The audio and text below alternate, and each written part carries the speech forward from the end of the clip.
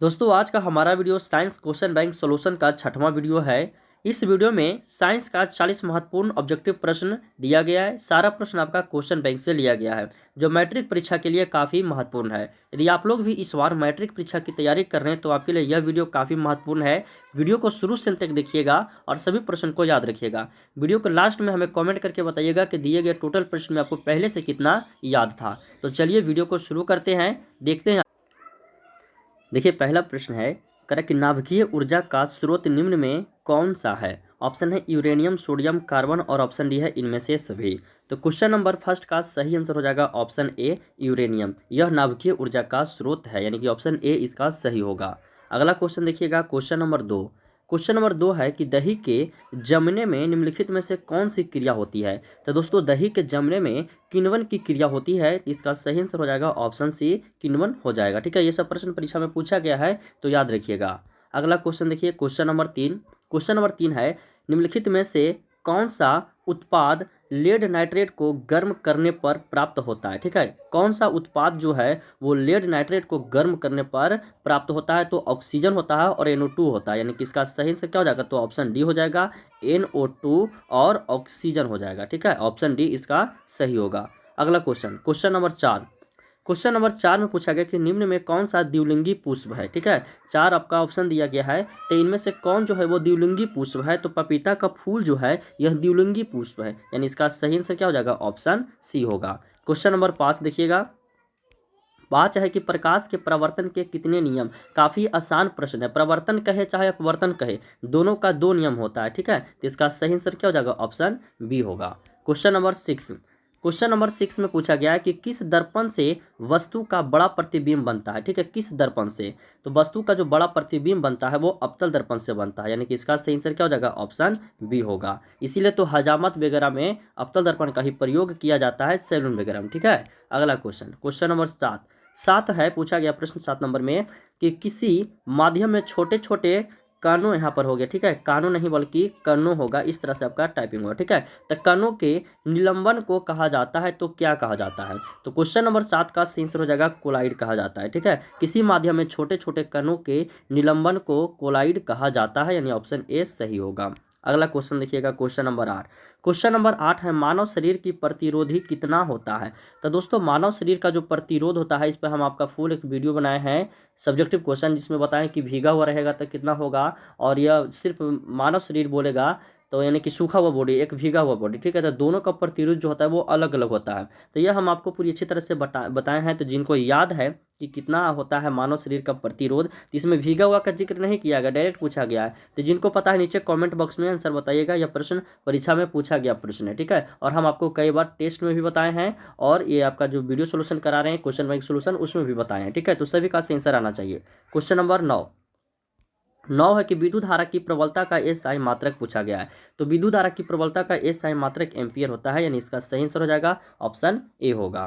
Question number 10 देखिएगा, question number 10 में पूछा गया है विद्युत धारा उत्पन्न करने की युक्ति को कहते हैं, क्या कहते हैं। तो दोस्तों विद्युत धारा उत्पन्न करने की युक्ति को जनित्र कहते हैं, यानी किसका आंसर हो जाएगा ऑप्शन ए, यानी कि वह उपकरण का नाम आपको बताना है जिस उपकरण से विद्युत धारा उत्पन्न होता है, तो वो हो गया जनित्र होगा। मोटर जो है विद्युत धारा को यांत्रिक ऊर्जा में परिवर्तित करता है। ठीक है, बहुत सारे लोग कंफ्यूज हो जाते हैं इसमें। क्वेश्चन नंबर 11, करेक्ट, निर्गत किरण एवं अभिलंब के बीच के कोण को कहते हैं, क्या कहते हैं, तो निर्गत कोण कहते हैं। ठीक है, याद रखिएगा, निर्गत किरण एवं अभिलंब के बीच के कोण को निर्गत कोण कहते हैं। ठीक है, ऑप्शन सी इसका सही होगा।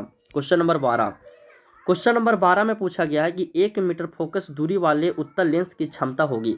तो दम देखिए डायरेक्ट कहेगा 1 मीटर दिया हो रहता है, उसका क्षमता पूछता है। 1 मीटर फोकस दूरी दिया हो और उसका क्षमता पूछता है ना, तो उसका क्षमता भी जो हो जाएगा, और उत्तल लेंस कर रहा है ना तो प्लस में होगा, तो प्लस में 1 डायोप्टर हो जाएगा। तो यानी 12 का सही आंसर ऑप्शन बी हो जाएगा। यदि यहाँ पे उत्तल के जगह दोस्तों अवतल रहता तो माइनस में आंसर आता। ठीक है, तो इसका दो आपका जो है पॉइंट याद रखना, उत्तल रहेगा तब प्लस में रहेगा, प्लस में इसका मान आएगा क्षमता, पावर का मान जो आएगा प्लस में आएगा, और अवतल रहेगा तो निगेटिव उसका मान हो जाएगा। ठीक है, तो ये दोनों आपको याद रखना होगा। 13 नंबर क्वेश्चन है कि लघु पथन के समय परिपथ में विद्युत धारा का मान, यानी शॉर्ट सर्किट के समय जो परिपथ में विद्युत धारा का मान होता है वो क्या अधिक हो जाता है, कम हो जाता है, या बहुत अधिक हो जाता है। तो 13 का सही आंसर जो है बहुत बढ़ जाता है, विद्युत धारा का मान जो है वो शॉर्ट सर्किट के समय परिपथ में बहुत अधिक बढ़ जाता है। अगला क्वेश्चन देखिए 14, गोबर गैस एक प्रकार की है, तो गोबर गैस एक प्रकार की क्या है, तो बायोगैस है, यानी इसका आंसर हो जाएगा ऑप्शन बी होगा। 15 नंबर क्वेश्चन है कि कैंगा नाभिकीय विद्युत संयंत्र किस राज्य में स्थित है। तो दोस्तों कैंगा नाभिकीय विद्युत संयंत्र जो है यह किस राज्य में है, तो कर्नाटक में स्थित है, यानी इसका आंसर हो जाएगा ऑप्शन बी कर्नाटक हो जाएगा। 16 नंबर क्वेश्चन देखिएगा, 16 नंबर क्वेश्चन है कि बेकिंग सोडा का रासायनिक नाम आपको बताना है। बेकिंग सोडा का रासायनिक नाम क्या होता है, तो सोडियम हाइड्रोजन कार्बोनेट होता है। आपको बेकिंग सोडा हो गया, धोवन सोडा हो गया, और ये प्लास्टर ऑफ पेरिस, जिप्सम, नीलत होता है, ये सभी का रासायनिक सूत्र याद कर लेना है और रासायनिक नाम याद कर लेना है। कन्फर्म रहिएगा, ये सब प्रश्न परीक्षा में पूछेगा, ठीक है, तो सभी का याद कर लेना है। अगला क्वेश्चन देखिए 17 नंबर क्वेश्चन पूछा गया, फ्लेमिंग के वाम हस्त नियम में बायां हाथ का मध्यमा संकेत करती है, यानी कि बीच वाली जो अंगुली होती है वह किसका संकेत करती है, यही आपसे पूछा गया। तो 17 का संकेत चालक में प्रवाहित विद्युत धारा की दिशा को, यानी ऑप्शन सी सही होगा। अगला क्वेश्चन देखिएगा, ये 18 नंबर क्वेश्चन में पूछा गया है, नाभिकीय ऊर्जा का स्रोत निम्न में से कौन सा है। तो नाभिकीय ऊर्जा का स्रोत जो ऑप्शन के अनुसार है वो यूरेनियम है, यानी इसका आंसर क्या हो जाएगा, ऑप्शन डी होगा। अगला क्वेश्चन 19 नंबर, कली चूना का रासायनिक अनुसूत्र क्या है। तो कली चूना का रासायनिक अनुसूत्र क्या है, आप सभी लोग को बताना है। इसका सही आंसर हो जाएगा CaO हो जाएगा, कैल्शियम ऑक्साइड, ऑप्शन बी। 19 का सही आंसर ऑप्शन बी होगा। क्वेश्चन नंबर 20, क्वेश्चन नंबर 20 है कि जल के विद्युत अपघटन में कैथोड पर कौन सा गैस मुक्त होता है। ठीक है, जल के विद्युत अपघटन में कैथोड पर जो गैस मुक्त होता है वह कौन सा गैस मुक्त होता है, तो हाइड्रोजन गैस होता है, यानी इसका आंसर हो जाएगा ऑप्शन बी हो जाएगा। 21 नंबर क्वेश्चन देखिएगा, 21 नंबर में पूछा गया कि कौन सा पदार्थ नीले लिटमस पत्र को लाल कर देता है, कौन सा पदार्थ। तो इसका आंसर क्या होगा, सभी लोग नीचे कमेंट बॉक्स में बताइएगा, क्योंकि इस पर भी हम आपको बता चुके हैं कि कौन पदार्थ जो है नीले लिटमस पत्र को लाल करेगा और कौन जो है वो लाल को नीला करेगा। ठीक है, तो क्वेश्चन काफ़ी आसान है और VVIP है, परीक्षा में पूछा गया है। तो इसका सही आंसर जिनको पता है नीचे कमेंट बॉक्स में बताइएगा। 2 प्रश्न हम आप सभी से पूछे हैं, दोनों का सभी का सही आंसर आना चाहिए। अगला क्वेश्चन, मिल्क ऑफ मैग्नीशिया का pH मान पूछा गया है। तो याद रखिएगा, मिल्क ऑफ मैग्नीशिया का pH मान होता है 10.5, यानी ऑप्शन डी इसका सही होगा। और यह परीक्षा देखिएगा, जो भी आप लोग का भाई वगैरह जो भी होंगे, ये दरोगा का एग्जाम दिए होंगे तो उनसे पूछेगा, उसमें ये पूछा गया क्वेश्चन है 22 नंबर, मिल्क ऑफ मैग्नीशिया का pH मान पूछा गया है। ठीक है, तो अभी से सभी प्रश्न को याद कीजिएगा तो आगे कंपटीशन में काम देगा। अगला क्वेश्चन देखिएगा 23 नंबर क्वेश्चन, 23 नंबर है कि निम्न में से कौन सा धातु आध्यात्मिक अभिक्रियाशील है। ठीक है, इनमें से कौन सा धातु जो है वो आध्यात्मिक है, अभिक्रियाशील है। तो 23 का सही आंसर हो जाएगा सोडियम। इसका सही आंसर क्या होगा, सोडियम। सोडियम दोस्तों जब जल से विक्रिया करता है तो हाइड्रोजन गैस को मुक्त करता है और साथ ही ऊष्मा भी उत्पन्न करता है, जैसे यह विस्फोट के साथ जलता है सोडियम। ठीक है, हाइड्रोजन गैस ईंधन है और यह ऊष्मा पाकर विस्फोट के साथ जलता है, इसीलिए जब आप सोडियम को जल में फेंकिएगा तो यह विस्फोट के साथ जलेगा। अगला क्वेश्चन देखिएगा 24 नंबर क्वेश्चन, 24 नंबर की अवतल लेंस का आवर्धन बराबर पूछा गया है। तो अवतल लेंस का आवर्धन बराबर क्या होगा, तो V/U होगा। तो ऑप्शन देखिए V/U ऑप्शन डी में है, तो इसका सही आंसर हो जाएगा ऑप्शन डी। तो याद रखिएगा, यह फार्मूला है, या डायरेक्ट आपका पूछ देगा आवर्धन बराबर। ठीक है, दोनों का मान दे देगा क्वेश्चन में और आवर्धन बराबर पूछ देगा। ठीक है, तो फार्मूला याद रखिएगा, तो न्यूमेरिकल भी सॉल्व कर लीजिएगा। 25 नंबर क्वेश्चन है, मानव नेत्र वस्तु का प्रतिबिंब निम्न में से किस भाग पर बनाता है। पिछला क्लास में भी बताए हैं कि रेटिना पर बनाता है। यदि रेटिना ऑप्शन में नहीं दिया हुआ रहता है तो दृष्टि पटल आपका दिया हुआ रहता है। ठीक है, दृष्टि पटल दिया हुआ रहता है, तो दोनों सेम है, आपको याद रखना है। ठीक है, अगला क्वेश्चन 26 नंबर क्वेश्चन है, विद्युत जनित्र का सिद्धांत आधारित है। तो विद्युत जनित्र का जो सिद्धांत है वो विद्युत चुंबकीय प्रेरण पर आधारित है, यानी कि 26 का सही आंसर क्या हो जाएगा, तो ऑप्शन सी होगा। 27 नंबर क्वेश्चन, निम्न में से कौन बायोगैस ईंधन का स्रोत नहीं है। 4 ऑप्शन है, लकड़ी, गोबर गैस, नाभिकीय ऊर्जा और कोयला। इनमें से कौन ईंधन जो है वो बायोगैस स्रोत नहीं है। तो 27 का सही आंसर हो जाएगा नाभिकीय ऊर्जा, ऑप्शन सी हो जाएगा। ठीक है, नाभिकीय ऊर्जा। अगला क्वेश्चन, क्वेश्चन नंबर 28 में है कि जीवाश्म ईंधन का उदाहरण पूछा गया। ठीक है, तो इनमें से कौन जीवाश्म ईंधन का उदाहरण है। तो कोयला जो है वो जीवाश्म ईंधन का उदाहरण है, तो इसका आंसर हो जाएगा ऑप्शन ए हो जाएगा।